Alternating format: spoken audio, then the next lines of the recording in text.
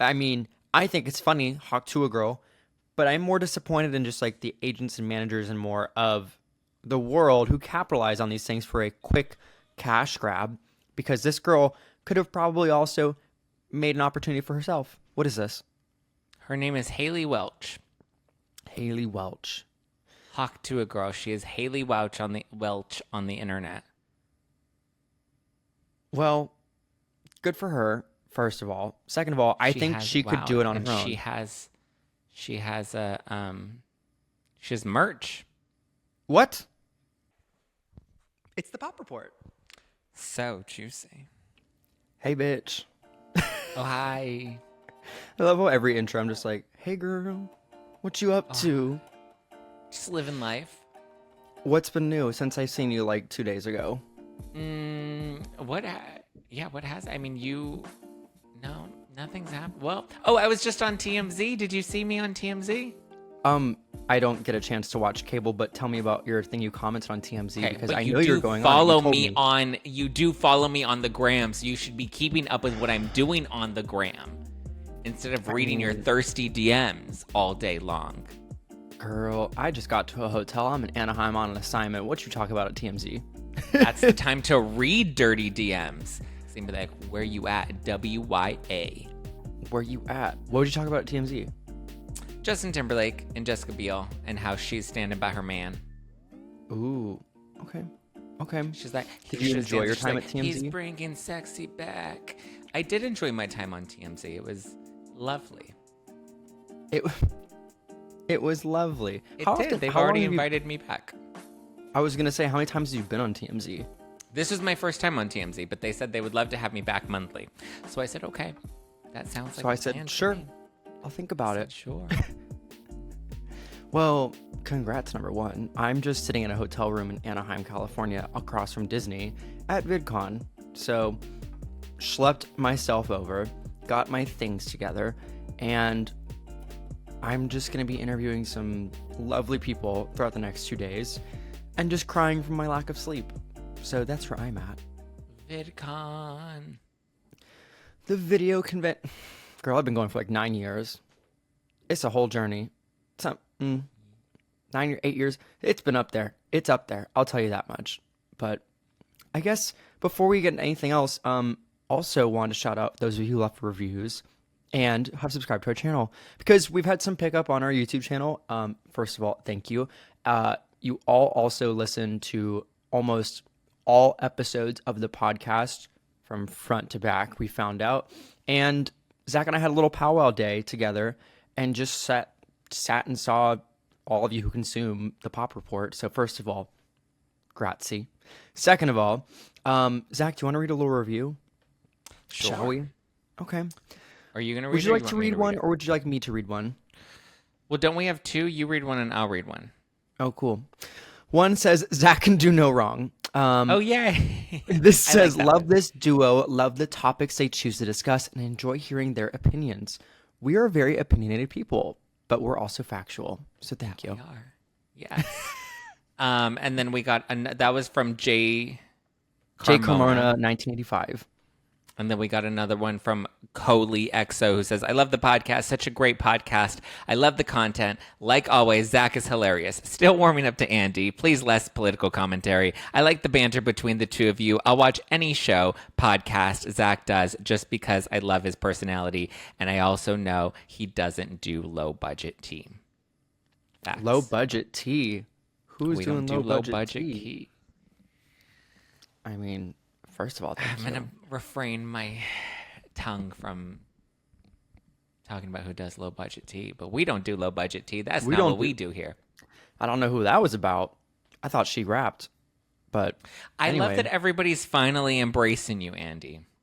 What do you mean finally? Like, well, because some people, like she's saying, she's like, oh, I'm still warming up to Andy, but like they're finally seeing what the true hooked me. colors.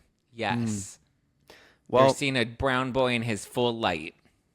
In his fullness and his voluptuous tanness. Yeah. Anyway, we're going to get into headlines. Hot in the headlines, I saw that you wanted to talk about Paris testifying before Congress. can you give everyone kind of the lowdown of what happened for those people who did not get to see it? Yeah, so basically, Paris, after her documentary, This is Paris, where she opened up about her mom, Kathy Hilton, or both of her parents, Kathy and Rick, having her kidnapped and taken over to Provo and locked into, that school that was a correctional school. She's openly talked about her experience there, and so she's trying to get schools like this shut down. She appeared before Congress to tell her story about how they would force feed her drugs and they would force feed her medication, and they'd sexually assaulted her, and they would like throw her into solitary and strip them of their clothes. And even just the way that they sent her to the school, they hired men to come and kidnap her. So she's just Which is working also scary. Yeah, especially like she was 16, 17 at the time. She was so young. It's just that. And then to see your parents just watch, and you don't know what's going on, right? You just know these men are coming to kidnap you, and your parents are watching them take you. Like, it's not a fun experience. So I understand why she's fighting against it. It was weird because then you see people like Drew Barrymore, who I know has come out, and she was like, well, I actually went to one of those schools, and it was beneficial to me. And it scared me straight. It's like Scared Straight. And she's like, it helped me get on the right track. She's like, but I'm sorry for your experience. So... I mean, I don't know. I like that Paris has kind of taken this to heart. It wasn't just a moment when the documentary came out. Like, she's still really fighting for this. She is. And I think sometimes people don't take Paris seriously for her past history on like reality TV and obviously like her upbringing. Obviously, she's made a lot of different headlines over the years. But I really do think there's a part of me that says people really listen when she speaks up on issues like this, because people don't get to hear this side of her too often. But it's also when someone is very passionate about an issue, who is very, bubbly, up in the forefront of things, I think people are listening. But I have heard people who say like they're not taking her seriously at times. So I wonder if people take her seriously. I really hope they do, because these are very serious issues that she brings up. Listen, she has a platform. She's using it. She's, not just talking about it on talk shows or on her podcast. Like, she's trying to go before Congress, and hopefully they do take her seriously. I know her husband's in the back like, yes, queen. Mm-hmm. So, he's like, yeah, he's living for her. He's like, bless your heart. Bless her heart. But when it comes to Paris, when did that documentary come out? Was it like a few years ago? That was a few years ago, yeah. Yeah, and people were shocked to hear about some of the things that she had gone through, but this continuation of her speaking up about it, there are some people who, make the claims that someone will speak on something and then not continue else the work, but she's also lived through this. So like Bethany Frankel.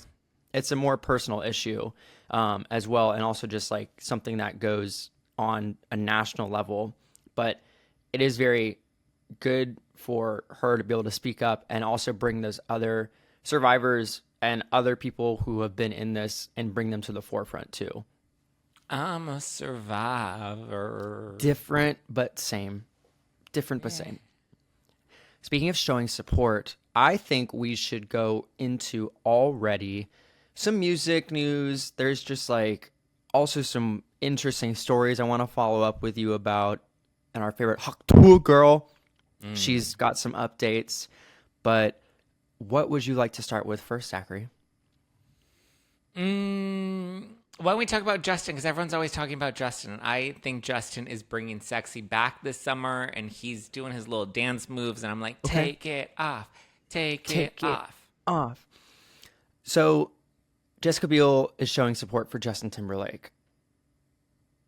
And she was just at his most recent concert, and she was belting it out, and she was dancing. She's like, I'm bringing sexy back. She was living life. Let's be honest. This DWI did not ruin the tour. It's helping the tour. I think it's brought it to the forefront. Getting a DWI or DUI is bad. This is what J-Lo should have done. She doesn't drink. And number two, don't say someone should get a DUI. She has an alcohol brand. Yeah, I'm not condoning it. I'm just saying bad press helps the world tour. Bad press helps. But when it comes to Justin, I don't know if you've also seen there's a viral ad from like the 90s, 2000s of his boy band days back when it was, you know, everyone, Lance Bass and the whole crew in a DUI commercial. And so that has now been making its rounds saying this has not aged well for what obviously is going on with Justin. And But he people, only had one martini. yeah, people are saying he only had one martini. The bartender has spoken. And I think the public is willing to kind of look past this based on like what the situation was. If this was like we know of some people who have a slight hit and run with their DUI or get into some fender bender, it's a little different. But for Justin, I think people are willing to look past this because of how it was quote unquote one martini and there was no legal proof of evidence to say he was driving while intoxicated. It just seemed Correct. Or apparent. above the limit. Yeah. Right. So I think people are looking past this and they're like, I'm going to go to the tour, you know? So Yeah. I mean, everyone loved when Nicki Minaj was arrested. This is the best. Listen, this is how you promote your tour. Get arrested. Andy, get arrested so that we can promote the podcast. get arrested so something can happen, Zach. I don't know. Bank fraud, wire fraud. You've seen how housewives do it. No, let's not do that. I was talking like drunk and disorderly, right? You know, that's an easy one. That's you all the time, but you also don't drive. You Uber everywhere. Yeah. Well, like Travis Scott, he was just yelling at people on a boat. It's Miami, you know? Yeah. Gayle King, how does she get involved with this, though? Well, she came out when the story was originally reported. She was just like, listen, Justin Timberlake is a good person. He's not a reckless person. And then because she didn't immediately cancel him, now people are just like mad at Gayle King, being like, how dare you condone this? How are you supporting him getting a DWI? And so she was just talking to TMZ and she was like, I wasn't supporting him getting a DWI. I was just speaking to his actions, not his actual character. Like his character, he's not somebody that's reckless, right? This isn't Lindsay Lohan back in 2003, you know, who's just recklessly in and out of bars and getting arrested and, you know, abusing substances.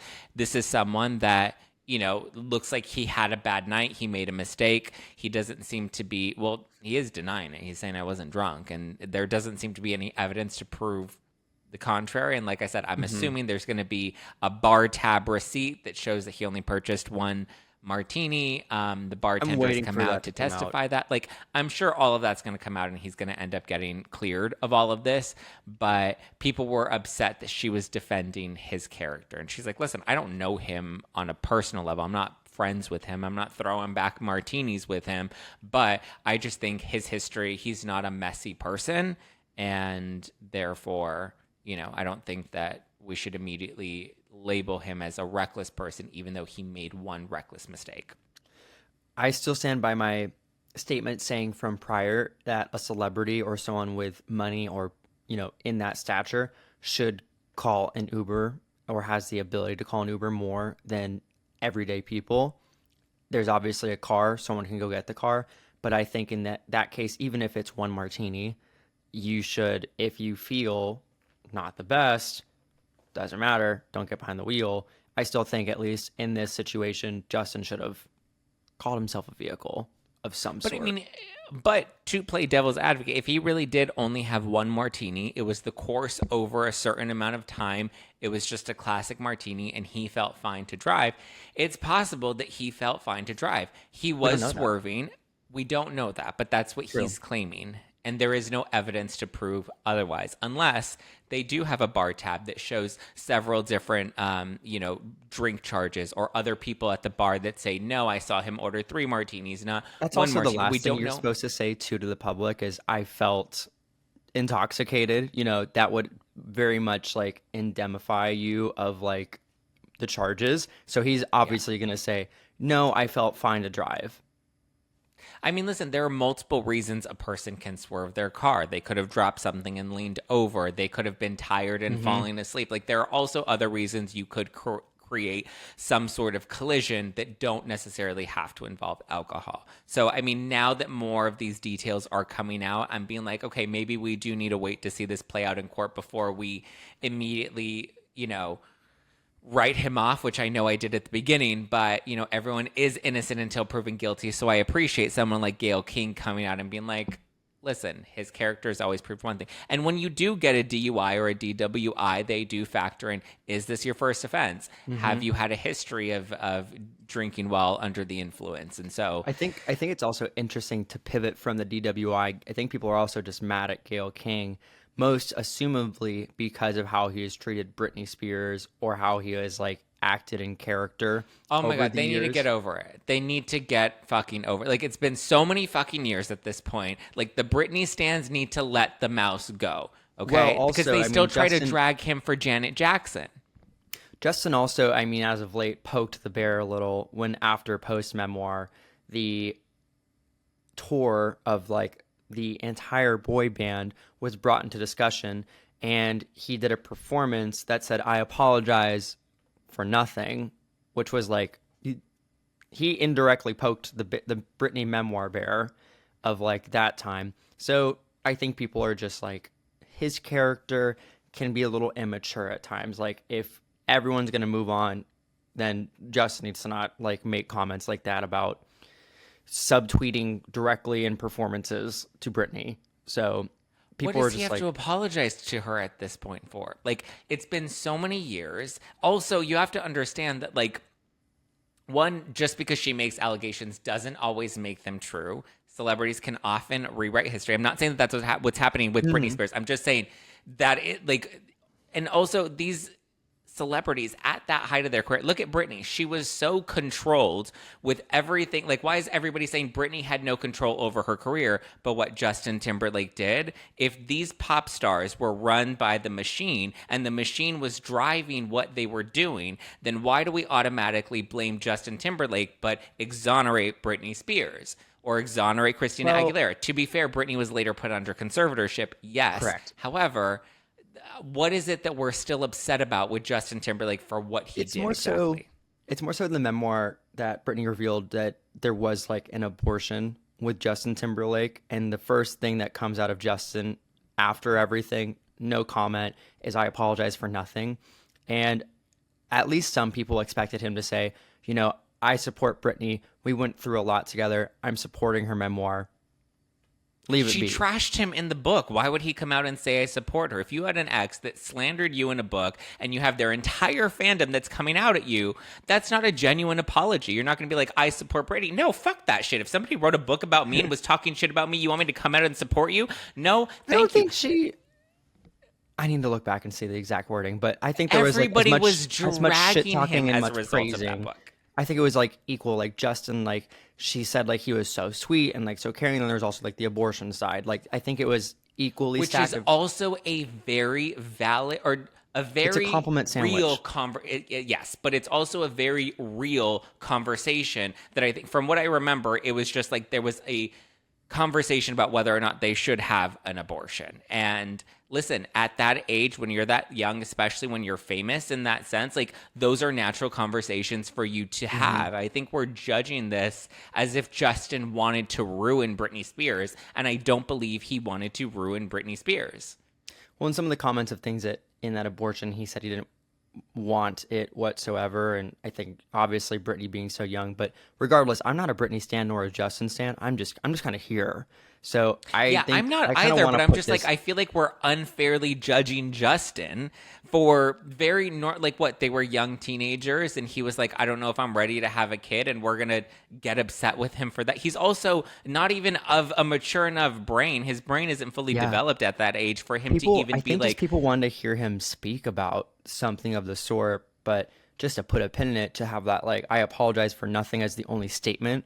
I think everyone just wanted to hear some sort of empathy from Justin, or just to acknowledge the situation, be like, we were young, you know, support Britney, wish her the best. It didn't work yeah, out. he could have done that. Now that He I could have think about done it, that. he could have said something of like, listen, we were young, our past is our past, but you know what? I support her and, you know, her being free now. And if there was anything that, you know, I had done that had hurt her, I could have, I think he had a chance to apologize put for it that to now. bed. He had a Yeah. very big chance to put it to bed and be like, let's put the beef down. Let's bury the hatchet. But he's like, I apologize for nothing. And people were like, Justin, you had a time to like be able to You had time to do something. But I digress. Speaking of other music news, I don't know, first of all, if you all subscribe to our YouTube channel, but you should. Maybe some exclusive clips will be coming out there. But, Zach, do you know what I did last night? Did you do a little huck tour? No, we're about to talk about that in a minute, though. I went line dancing, Oh, and you did. I was the So then you only. totally huck toed at the end of it. Oh, I bust down Tatiana'd, but I was the only reporter at a specific event, and it was this cool event for Facebook putting on for Pride, and people are showing up. People are showing up. You can make custom cowboy hats. It's cute.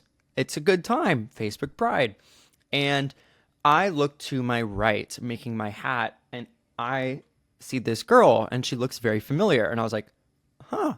She had sunglasses on, her hair was kind of slicked back, and then I'm signing my name for making this cowboy hat because you have to check in saying, yes, this is me, like call my name when it's ready. And I see Jojo Siwa on the list. And I look to my right and I'm like, Jojo Siwa. Miss Jojo Siwa.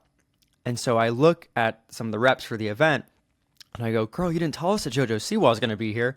And they go, we didn't even know. She's a +1 of someone. Oh. Yeah. So there I was in cahoots making cowboy hats and stuff. And she was line dancing and she picked up some moves. I line danced with her at one point. And Did you stomp with her? I hoe down, Karma's throw a down. bitch. There's a lot of like Beyonce, like Cowboy Carter, but they taught us like how to do some specific line dances. And there were moments where JoJo was just there by herself with the group. She can pick up. She can pick up.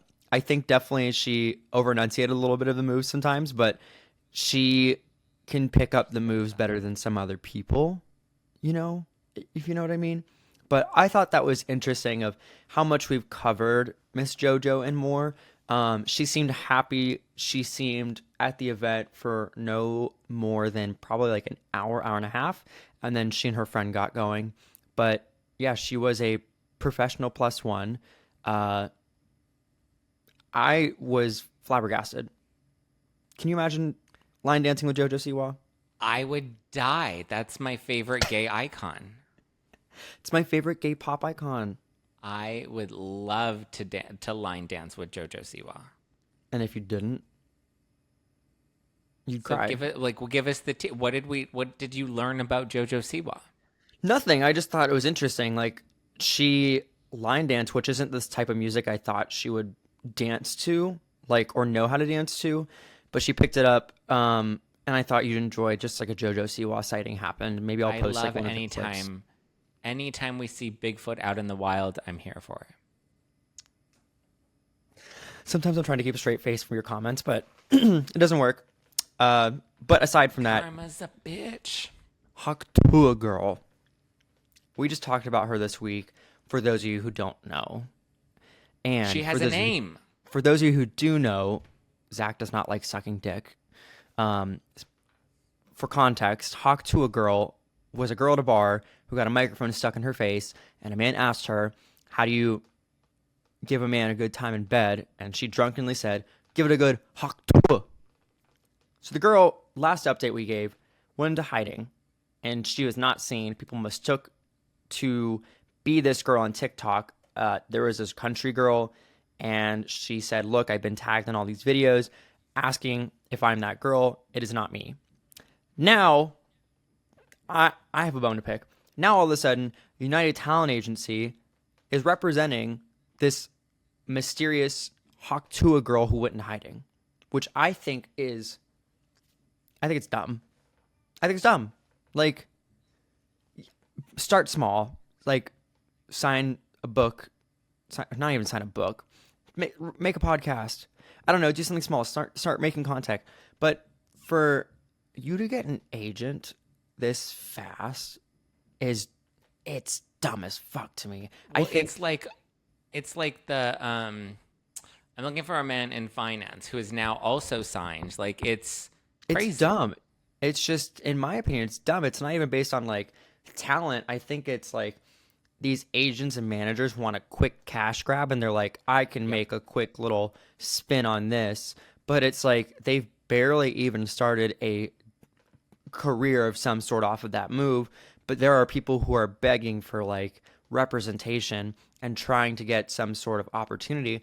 But I think just like Hollywood has turned into, and it's been this way for digital, oh, let me sign someone because So it'll annoying be how many followers they have. They're viral moments and then they don't translate anywhere and then nothing happens with them. Like that's why they were saying what is it? The looking for a man in finance girl. She signed this deal and I think it was like for what 100 grand or I don't think it was 100 million. girl, I I think it don't was like for know. 100 grand. But it was for a lot of money and it was in advance that she was granted all of this amount of money up front. But it's like is she what happens if she doesn't make the sales that they think she's going to make because it was a viral moment. And once you make a viral moment, this is why it's not good to go viral because once you have that moment, that's the only moment people identify you as and then you become pigeonholed. Yeah. And like these agents are probably going to sit with these people after a certain amount of time and be like, it's not hitting anymore. I can't do anything with you. Or they're still trying to like pigeon out of these niches and they're stuck. So they are just like a moment. And I just get so upset because I know probably these people who are signing these type of talent. And I just saw in the comments of like this post from TMZ about Hawk Tuah girl getting signed.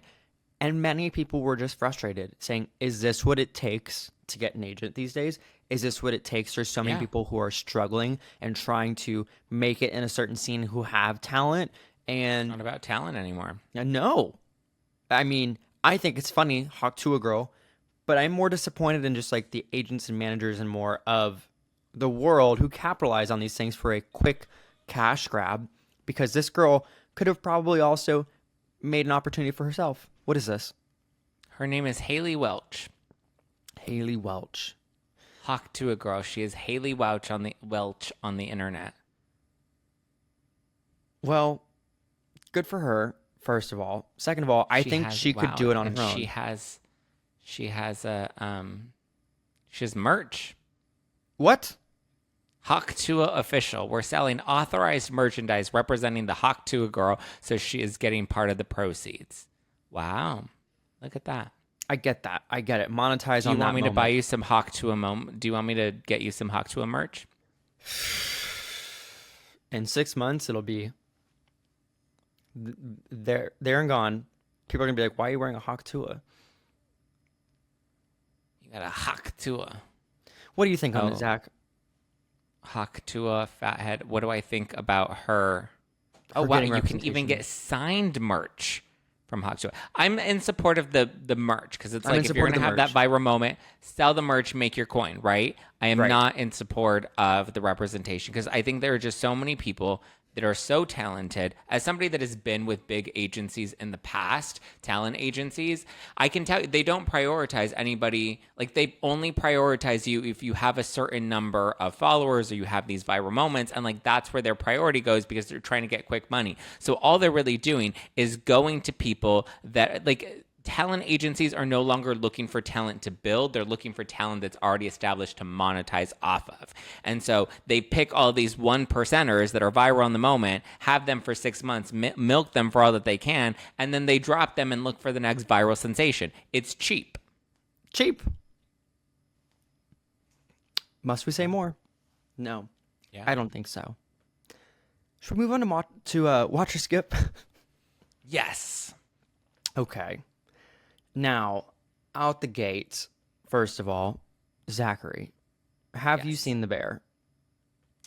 I've not. Why? It looks so good, and I love Jeremy Allen White, but I have not watched Bear. But I do know that like people love it.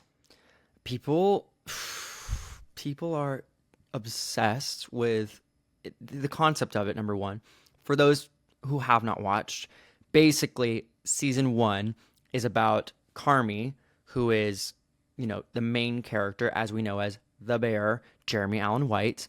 Ayo Edebiri. Why is he who- called the Bear? It just the personality can be like overwhelming. He can be like really stressed at times. He can be just like a bear, like a grump. So Got it. that's kind of why it's called like The Bear. But it's about them obviously working in a I restaurant. had my fourth grade teacher. She was a nun, and she called herself a bear, and I activated the bear. Okay, got it. But I was she's like, where is the nun since coming in? died. Yeah, she's died. Oh, I'm so sad. R.I.P. She lived a good life. Okay. Jesus found her. She's good. Okay. So the developments have happened over the seasons where they've pivoted this restaurant into something more. Season 3, I will give a spoiler for those of you who have not seen season 1 or season 2, at least like what the premise of season 3 is about. Take a second, fast forward a minute. I'm only going to give you like enough. Season 3 is about them now taking this fine dining establishment that they have made and showing how they're trying to make it happen. So they went from a rinky-dink little diner to like a very exquisite experience, because that is where Jeremy Allen White's character, Carmi, kind of studied, is from fine dining. So they turned this little place into an exquisite happening, but he has a lot of flashbacks of just like his time when he was studying to be in that role as a head chef under Joel McHale's character of his former boss. Oh, I didn't know Joe McHale was in it. Yeah, wild. But people get to experience and see what it's like for them now running this high established dining experience and having razor thin margins with very high overhead costs. So, if you're back from skipping ahead, welcome. We're back in it. But Zach, I'm upset that you haven't watched The Bear because, well, actually, I'm not upset with you. It's stressful. It is a stressful show to watch. If you do not like high stress shows, I don't think you'd like it. I don't know. I think you would, but I'm not sure. I think you'd need to sit down in doses knowing you. You can't just binge like 2-3 episodes. Yeah, I want to watch it because I like Jeremy Allen White. And if he's a bear, then sure, let's go for it. And Joe McHale's in it. I like Joe McHale. He used to host The Soup. And now he's, making the soup with the bear. Making the soup with the bear. I want to watch it. Maybe I do need to catch up in time for season 3, but thank you for spoiling it for me. Well, now I'm caught up to speed. Now I can jump right into season 3. Yeah, I think you should at least watch season 1 because it's fun. It's obviously winning a ton of awards. It's had some intense, harsh reviews, but I think season 3 is going to be great. I will give it a watch because I've been keeping up. I'm already in this deep. I'm in. I'm all in. I think we might have talked about this a minute ago before, but the morning show is in development, and I've heard that they've just been we talked about it. We talked about it offline. I don't think we talked about it on the show. I was going to say, Andy hates the morning show. No, actually, I love the first season. Or did we talk about it on the show? Did we talk about? No, we didn't, because the last one we taped was in the studio. Streets of downtown LA. Yeah. Basically, in my humble opinion, Miss Reese Witherspoon is mother, Jennifer Aniston is mother. I think, though, when you have a series that is a what happened in the first season, example, Little Fires Everywhere, you want to know what happened. Big Little Lies, you want to know what happened, what was that big scene. And in the morning show, you have Mitch Kessler, and you want to know what Mitch Kessler did. Once that's passed after season 1, it's trying to just keep it going, and I think the plot just runs very dry. Funny enough, a lot of those are actually with Reese Witherspoon. So I think she does a great job with Hello Sunshine and producing alongside Jennifer Aniston into getting you hooked and getting you in it. I think the morning show has had a hard time keeping me involved, but because we work in media and because we obviously report on news, I want to keep up. But I think season 2 and 3 were kind of stale. Season 4 is still in production. We don't know too much about a script, but I've heard. Well, to your point, season 3 did kind of give you that it was a dumb storyline, but it was still a storyline of like what happened, who did this, like how did it happen? Yeah, like how did we get here? But the storyline, it was dumb. The storyline, the overarching storyline of season 3, which it's spoiler because I am not good at keeping spoilers. But the network. Well, actually no, because it's in the trailer. The network gets hacked. And then they're trying to be like, who hacked them and who's leaking. It was like a WikiLeaks. And it was kind of dumb. But I did like the John Hamm of it all. The John Hamm. I enjoyed that. But I'm interested to see what happens. I've heard through the grapevine. So what's coming for season 4? We don't know. I have I heard through thought the you said you grapevine. heard something. Yes, I've heard through the grapevine that the main stars get paid pretty well. And if you're not a main Wow, Andy, what a and if you're spoiler. not a main star on the show, you get kind of paid really, really low, which is Hollywood. But that being said, I do know some things or people involved with this, but we haven't really heard too much of what's going to be happening for season 4 because the script has been being reworked. Don't know what that means, Okay. but could be based on the feedback that people like us are giving. I did like the Reese Witherspoon storyline with her brother. Oh, because that's kind of where we left off. Oh, doesn't she turn herself in? Honestly, Yeah. like I think that with She the turns herself in. Maybe we see Reese behind bars and the new story and Jennifer Aniston. Well, actually, I don't know. it's just hard. I It's think hard to some remember what shows. happened, because these are like released so infrequently. I don't know. I'll watch. I'm not sure what to expect. But for other things also coming out, we have Richard Gadd, who produced Baby Reindeer. He is now producing a drama called Lions, which is going to be co-produced by HBO and the BBC. So I personally didn't get into Baby Reindeer too much. I haven't had as much time. It's been a phenomenon. Obviously, there's been a lot of press about it, but Richard Gadd, who was in Baby Reindeer and produced, BBC wants to do something with him. So it's very much going to be what he says it's the dream to work on a roster of shows with such publishers, but I'm not too certain. It says the logline says, when Niall's estranged brother Reuben shows up at his wedding, it leads to an explosion of violence that catapults us back through their lives, spanning almost 40 years from the 1980s to present day. This ambitious series will cover the highs and lows of the brothers' relationship, from them meeting as teenagers to falling out as adults, with the good, bad, terrible, funny, angry, and challenging moments along the way. It seems very general, but until I see a trailer, I won't know. Same. Did you watch Baby Reindeer?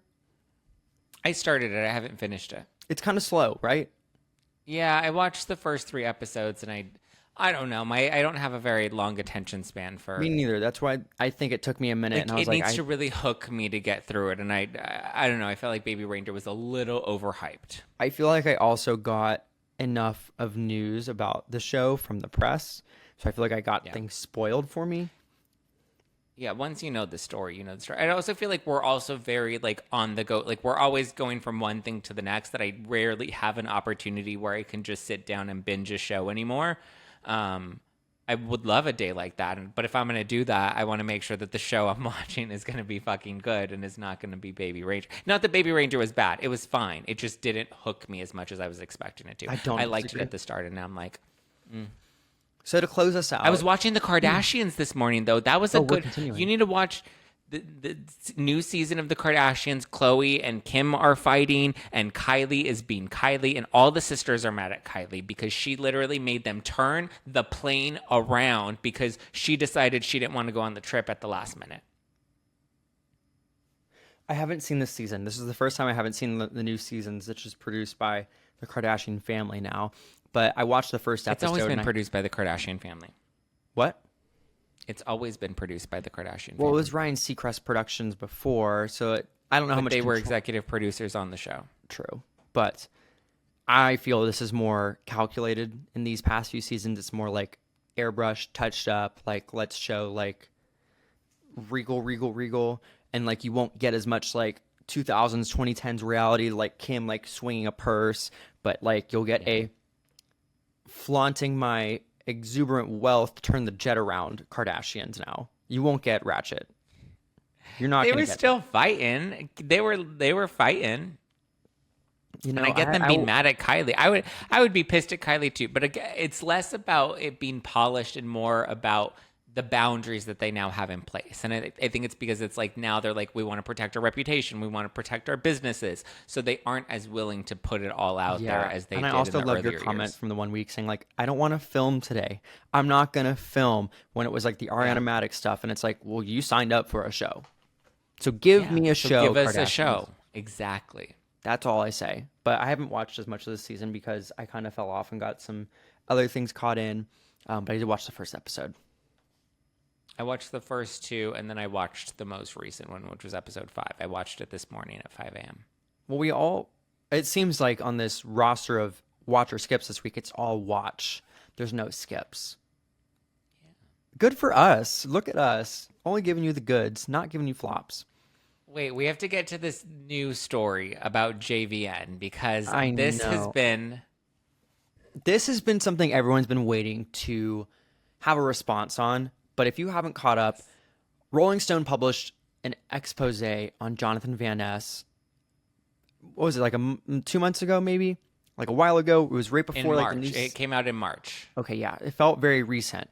But now the Star is coming out talking about their experience with the expose. So JVN was apparently, quote, walking on eggshells waiting for this to drop. The whole Queer Eye team learned about this article in December, allegedly. So it was something that everyone was waiting for to happen. Yeah. In this article I'm looking at as I'm referencing this, the comments that Van Ness said was that it could drop any day. It could make, anyone look as bad as possible. From January to March, quote, I was just walking on eggshells. So the article in question was, yes, published on March 5th, and also details what led to Bobby Berk's departure from behind the scenes in the environment of the hit show. And 3 sources spoke to Rolling Stone and used the words monster, nightmare, and meaning to describe Van Ness. And 7 sources said the Star would lash out on crew members. So that's violent outbursts. Yeah. That's a lot. That's a lot to add. Also, kind of hard to come back from. And JVN was obviously just back to social posting, not addressing any of this since it had gone out. And basically, the hair care line for Jonathan Van Ness in August 2023 filed for bankruptcy. So JVN also was going through a lot at the end of last year. The parent company, Amiris, had filed for bankruptcy, and the company auctioned off the JVN line for $1.25 million in December. So Amherst. So it wasn't specific to Jonathan Van Ness's company. I did work with Amherst, and I had a long, multi-year long deal with one of their brands. But when Amherst filed for bankruptcy, I believe all of the companies were liquidated. yeah. So that's not to say that JVN's company was bad or not making sales. I'm sure it was fine, but it wasn't. It was part of that loss of Amherst. Yeah. Yeah. So now JVN is responding to everything that had come out on the Jessie Ware podcast called Table Manners, which Never heard of it. That's a fun name. I've not heard of it before. But yeah, JVN is addressing like everything from it. Obviously, JVN is addressing, quote, I went from bankruptcy to then, there's someone who's going to write an investigation takedown, like expose piece about you that isn't really based in reality, quote. But JVN said a lot of things had been taken out of context, and that the sources obviously described these issues going on.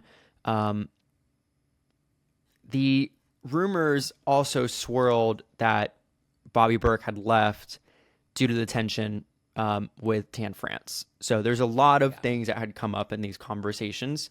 And so people assume that JVN's silence to the Rolling Stone piece, like, frustrated fans. And Jonathan Van Ness said, quote, I think a lot of people were looking for a reason to hate me or looking for a reason to be like, see, I always knew you were a fake cunt. Word for word, quote. So that's why you shouldn't be a fake cunt. You should just be a real cunt like me. So without addressing, I don't know why, like, this is going to become like an iconic phrase of ours, with saying something but not really saying anything. This quote, I think, stood out to me that says, quote, one thing it taught me was that I had been getting so much self-esteem from social and my job, a revelation since then. Until then, I didn't really think that I did get so much self-esteem from it. So really essentially saying learning to love themselves. Am I allowed to to pop off now? I don't really know. Obviously, I haven't seen the full podcast, but these are like the big quotes that have come out from it. And at least from what I'm seeing at a first glance, it's saying a lot without really saying anything or addressing it. And I haven't seen any clips of these people also taking to social saying, here's my experience working with JVN or here's my experience working on Queer Eye. There's obviously tight NDAs most likely, but I don't think we're really going to get a lot of information of what happened and why this expose came out. And I don't think... Coming from the guy that had an anonymous source in our last episode, you know why people wouldn't come out and publicly talk about their experiences when they're trying to protect their jobs. I think also we might see maybe Queer Eye cast members come out years from now detailing their real true experience behind the scenes. Well, we had Chef Stu O'Keefe come out.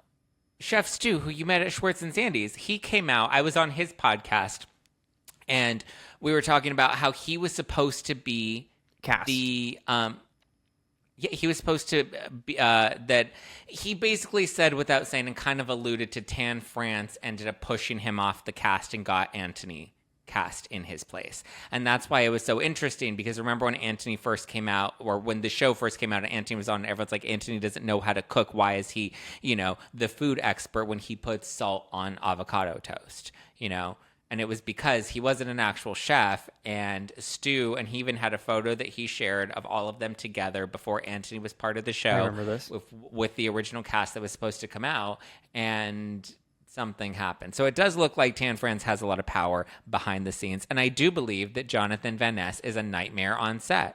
I absolutely believe that. And the fact that Jonathan Van Ness does not address the allegations, all we really got from JVN was like, I realized that I was putting my self-esteem into the show and into social media. It's like, no, this is your opportunity to do some inner self-reflection. If 7 people come out and say that you're a fucking nightmare on the set, that's something you need to check yourself about, right?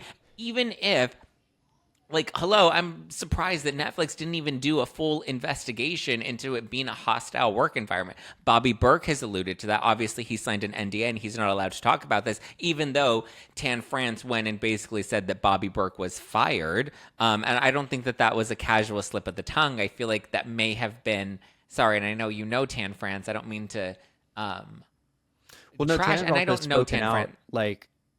Saying when those reports came out too that he had no say whatsoever for Bobby Burke's decision to leave. Bobby Burke, I think, also came out and said that the reason to leave is because there was not a contract yet in place for another season, and that Bobby was getting other offers, so he had gone and pursued other things. But when Netflix said, hey, we're picking things back up, Bobby's like, I've already committed to these other obligations. I thought we weren't, going to continue. So it is from an outside POV, a little what I've heard has not been reported, but what I have heard behind the scenes is that's not exactly how it went down with Bobby's exit from the show. And I don't think he left as willing as he wanted to. And I think there was a lot of friction with the cast behind the scenes. And I do believe that JVN was difficult to work with. I think JVN, arguably aside from maybe Anthony, I think a lot of people thirsted over Anthony at the beginning. But aside from that, I think JVN's personality is what hooked a lot of people. And they really appreciated, the flamboyance and the, antics that they had Jonathan would have on the show. And so I feel like, I don't know. I don't believe it's a lot. It's a lot. I think also having a cast with that big of a size, there is going to be some tension and friction. It's just inevitable. Sure. It's going to be interesting to see if they do ever publicly come out and say what really happened. I don't think they will. I don't think any of these anonymous sources will ever come out, and I don't the cast think that members. They will because the cast. I'm sure once NDAs expire, people will start talking. But here's the thing. This is how you navigate a situation like this. First of all, you don't wait 3 months and do some podcast that nobody has ever fucking heard of. What you do is say, listen, I heard the feedback. It was alarming to me that this many people were speaking out against me. But listen, I've had moments on set where I wasn't my best. I've had days where I wasn't, feeling my best, or, maybe I snapped at somebody and I had my off days. I'm human. I fuck up. However, I would never want somebody to be in a working environment where they felt this way about me. And so it does break my heart. And I did have to look inward and be like, whoa, what's going on with me? Do I have anger issues? Do I have rage issues, which was, what was accused in the expose? And also, we have to take exposés with a grain of salt, right? I've been on the receiving end of some of these larger, expose articles. And a lot of the time they go into it, these reporters go into these things already knowing what they're looking to find. And all they're looking to do is find sources to validate that versus the contrary, right? And they're not as objective as I think people would want to believe these exposés are. So that you have to take it with a grain of salt. But the best way to handle it in a PR perspective is for Jonathan to come out and be like, listen, I'm human. I fuck up. I apologize. I want to be better. And listen, I'm going to go to therapy. I'm going to do what I got to do to make sure that I don't behave this way moving forward. Right. Well, what a packed episode of things. I have a lot of things to take away from this, a lot of things to watch, a lot of things to also look for more updates on.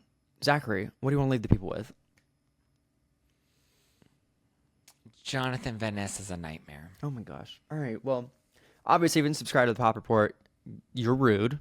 You don't know what you're doing. I'm kidding. We love you. Subscribe. Obviously, follow us everywhere. And keep up to date for more fun reviews that are based upon Zack. Yeah. All right. We'll talk to y'all soon. Bye.